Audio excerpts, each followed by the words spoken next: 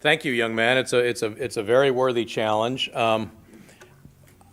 You said two things in there. I listened closely, and I want to draw a distinction. I sort of very flamboyantly waved this book around a few times, and I quoted Mr. Ikeda, who spoke very directly about this stuff.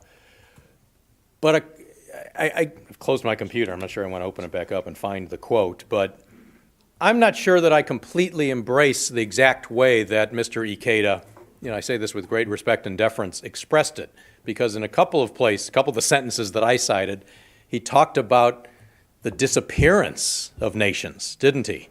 And the earth really becoming just one universal global nation. And that is something of a different distinction, that is something of a different concept. We can distinguish these two concepts from a global federation.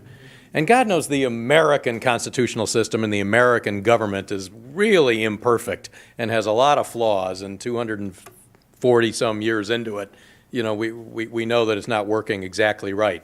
But that said, it does provide something of a model. Again, Illinois and Wisconsin do govern their internal affairs to a significant extent, but they don't make war on each other, and they don't spend a dime in taxes to arm themselves against each other. You see how that's a difference from, not to get too wonky on you here, but France, to the extent I understand it, doesn't really have a system like that. The national government in Paris pretty much governs all local as well as national and international affairs.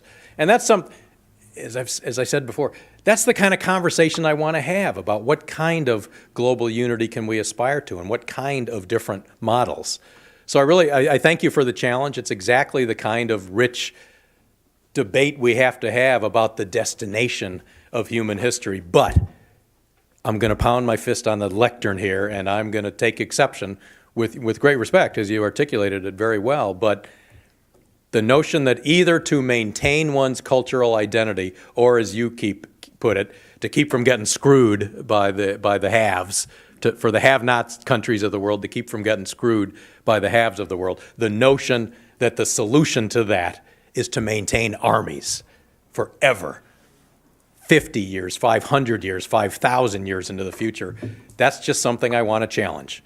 I am not willing to concede that the human race should remain armed against itself, different groups of humans forever prepared to do mass, organized, legal and legitimate violence against other mass groups of humans. I want to challenge the notion that that is the end point of human history. I want to suggest that maybe, I don't know the ultimate answers any more than you do, but I want to suggest ultimately that's something we ought to aspire to get beyond, arming ourselves against ourselves.